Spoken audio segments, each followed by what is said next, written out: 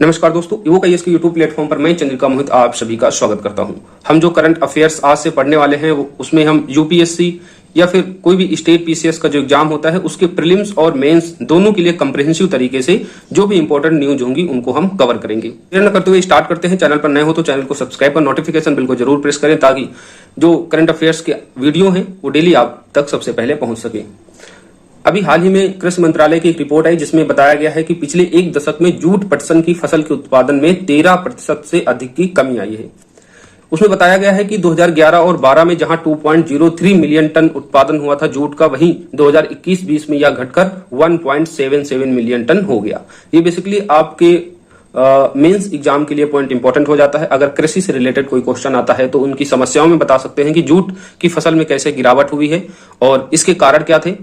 Jute पटसन के जो उत्पादन में गिरावट आई है उसके कारण क्या है, उसमें पहला तो बाजार की कमी है। आप देखते हो कि जूट उत्पादन के लिए बाजार की बहुत कमी है। आप दुकानों में रेशमी कपड़े पाए जाएंगे, हर तरीके के कपड़े पाए जाएंगे, मगर जूट के कपड़े जो है बहुत कम आप बाजार में देख पाएंगे।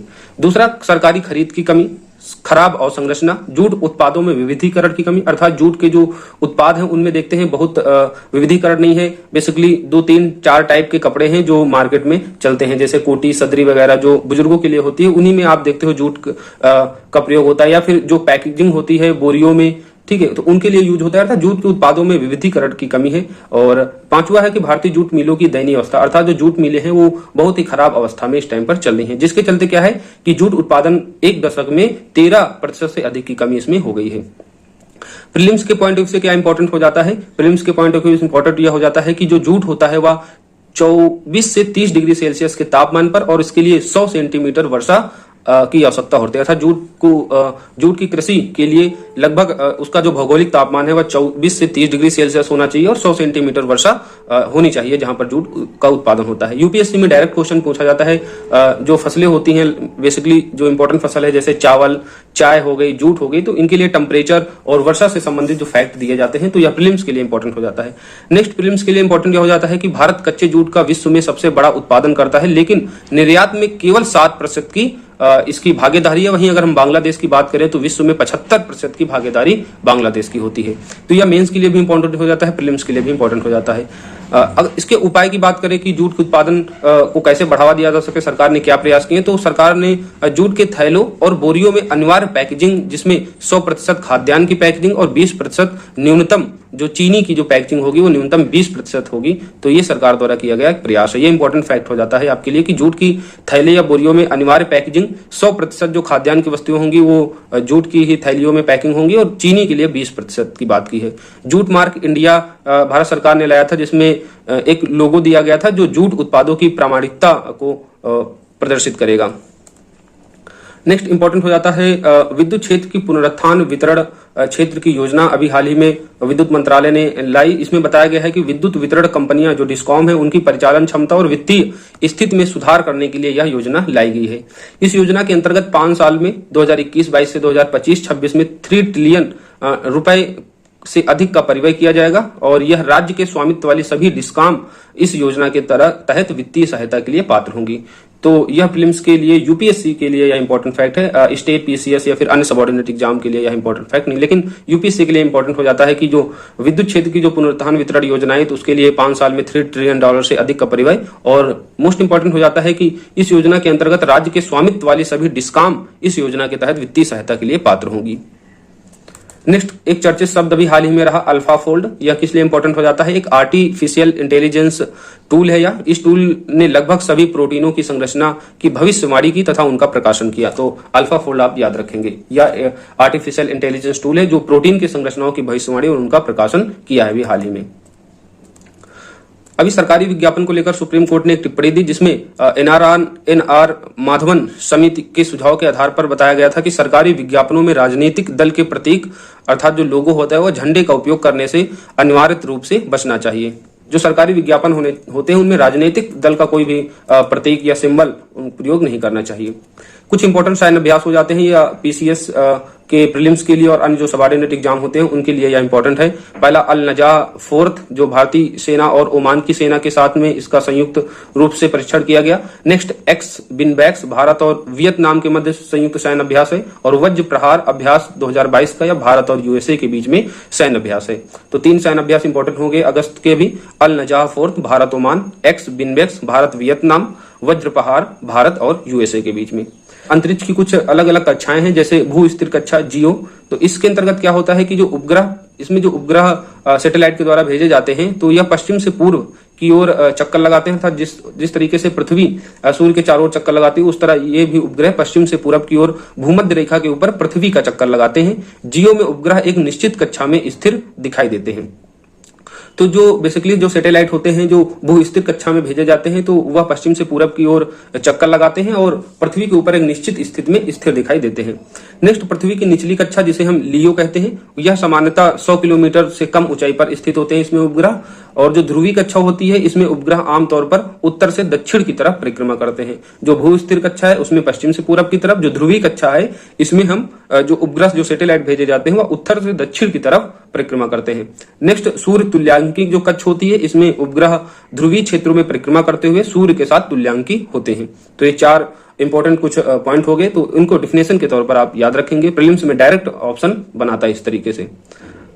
नेक्स्ट, मेंस के लिए कुछ इंपॉर्टेंट फैक्ट हो गया सीएसआर से संबंधित, अर्थात कॉर्पोरेट सोशल रिस्पॉन्सिबिलिटी। ये मेंस जीएस पेपर 3 और जीएस पेपर 4 एथिक्स में कॉर्पोरेट गवर्नेंस से संबंधित जो टॉपिक है उसके लिए इंपॉर्टेंट हो जाता है।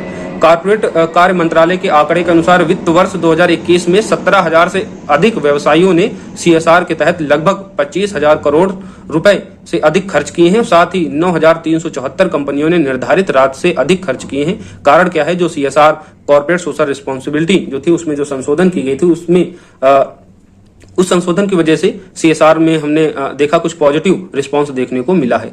सीएसआर का अनुपालन जो नहीं करते हैं उनका जो मामला होता है वह सिविल मामले की तरह माना जाता है और सिविल न्यायालयों में इसकी की जाती है कार्यवाही। सरकार MCA21 एक पोर्टल है जिसके तहत सीएसआर अनुपालन की निगरानी करता है। तो सीएसआर से संबंधित ये कुछ फैक्ट हो गए। अभी हाल ही में सुप्रीम कोर्ट में अल्पसंख्यकों से संबंधित मामला आया और जिसमें सुप्रीम कोर्ट ने कुछ पिछले जो जजमेंट थे उनकी बात रखी, जिसमें इंपॉर्टेंट हो जाता है सुप्रीम कोर्ट जजमेंट, ये अल्पसंख्यकों से संबंधित कोई भी क्वेश्चन आए तो उसके लिए इंपॉर्टेंट हो जाता है, चाहे ऐसे हो चाहे फिर आपका जीएस पेपर 2 में पॉलिटी से रिलेटेड क्वेश्चन आए अल्पसंख्यकों के संबंध में, तो आप वहां पर इन केसों को ऐड कर सकते हैं।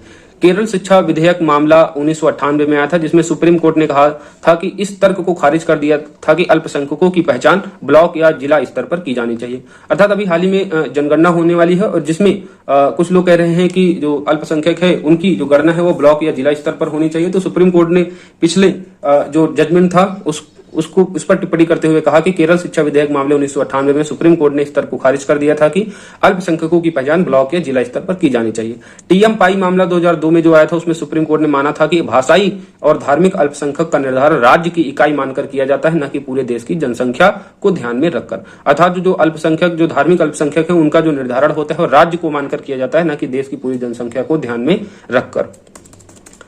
किसी भी पीसीएस स्टेट एग्जाम के लिए या फिर सबऑर्डिनेट एग्जाम के लिए यह पॉइंट बहुत ही इंपॉर्टेंट हो जाता है कि भारत के 14वें उपराष्ट्रपति का भी निर्वाचन हुआ और किसको निर्वाचित किया गया, तो जगदीप धनखड़ को निर्वाचित किया गया। किसकी जगह पर? उपराष्ट्रपति वेंकैया नायडू की जगह पर जगदीप धनखड़ को भारत के 14वें उपराष्ट्रपति के पद पर निर्वाचित किया गया।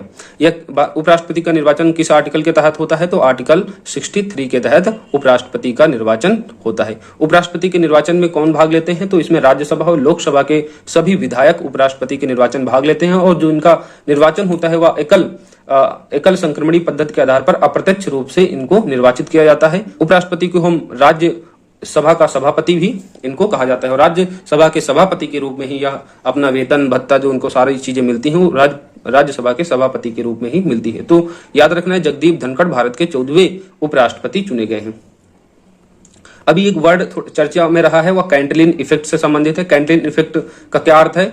तो एक अर्थव्यवस्था में मुद्रा आपूर्ति में परिवर्तन लोगों के बीच क्रय शक्ति के पुनर्वितरण का कारण बनता है, जिससे क्या होता है, वस्तुओं सेवाओं की सापेक्ष कीमतों में गड़बड़ी होती है तथा दुर्लभ संसाधनों का गलत आवंटन होता है। तो कैंटिलिन इफेक्ट ये इकोनॉमिक्स से रिलेटेड चर्चित वर्ड इस समय रहा है, जिसमें वस्तुओं और सेवाओं की जो सापेक्ष कीमत बढ़ती है किसके लिए, जब मूर्त अर्थव्यवस्था में एक मुद्रा आपूर्ति में परिवर्तन लोगों के बीच क्रय शक्ति के पुनर्वितरण का जब कारण बनता है। इससे क्या होता है, दुर्लभ संसाधनों का गलत आवंटन होता है। नेक्स्ट, ब्लू बॉन्ड अभी सेबी ने जारी किया, जो एक प्रकार का ऋण लिखित का यह नया रूप है। सेबी ने इसको जारी किया स्वास्थ्य महासागरों नीली अर्थव्यवस्था हेतु निवेश का समर्थन करने हेतु ब्लू बॉन्ड अभी जारी किया गया। किसके द्वारा जारी किया गया, ये इंपॉर्टेंट है, तो सेबी के द्वारा जारी किया गया। Open network of digital commerce ONDC, ये यूपीएससी के प्रीलिम्स के लिए बहुत इंपॉर्टेंट हो जाता है पॉइंट। ONDC पहल की शुरुआत उद्योग संवर्धन आंतरिक विभाग ने की, इसको आप याद रखिएगा। स्टेट पीसीएस के प्रीलिम्स के लिए यह इंपॉर्टेंट हो जाता है विभाग की।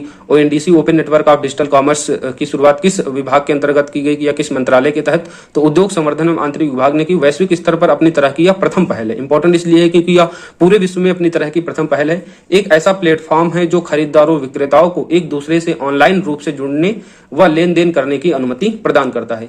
ओपन सोर्स प्रक्रिया सॉफ्टवेयर है एक प्रकार से, जिस प्रकार आप यूपीआई डिजिटल भुगतान क्षेत्र में कार्य करते हैं उसी प्रकार से यह ONDC ई कॉमर्स क्षेत्र में कार्य करेगा। तो ONDC को आपको याद रखना है, इसके फैक्ट को याद रखना है। यह एक प्रकार से ओपन सोर्स सॉफ्टवेयर है, जिस प्रकार से आप यूपीआई का यूज भुगतान क्षेत्र में करते हैं उसी प्रकार ONDC का यूज ई कॉमर्स क्षेत्र में करेंगे। नेक्स्ट इंपॉर्टेंट हो जाता है प्रीलिम्स के पॉइंट ऑफ व्यू से कि नल्ला बम्बी क्लाइसेल्वी नाम याद रखिएगा। किस लिए इंपॉर्टेंट हो जाता है कि यह वैज्ञानिक औद्योगिक अनुसंधान परिषद CSR की महानिदेशक नियुक्त हुई हैं और इस पद पर पहुंचने वाली यह पहली महिला है। जब कोई बड़ा पद होता है वहां पर पहली महिला के रूप में कोई नियुक्ति होती है तो वह इंपॉर्टेंट हो जाता है एग्जाम के पॉइंट ऑफ व्यू से। तो आपको याद रखना है नाम, यह नल्ला बम्बी क्लाइसेल्वी CSR वैज्ञानिक औद्योगिक अनुसंधान परिषद की महानिदेशक नियुक्त की गई और इस पद पर पहुंचने वाली यह पहली महिला है।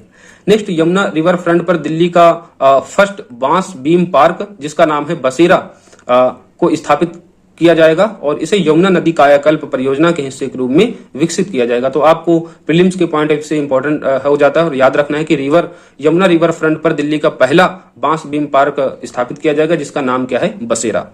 तो इस तरह हमने 10 और 11 अगस्त की सारी इंपॉर्टेंट न्यूज़ों को कवर कर लिया है। आशा करता हूं यह वीडियो आपके लिए हेल्पफुल रहा होगा और मिलते हैं नेक्स्ट वीडियो। चैनल पर नए हो तो इसे सब्सक्राइब, लाइक, शेयर जरूर कर दीजिएगा। Thank you. जय हिंद।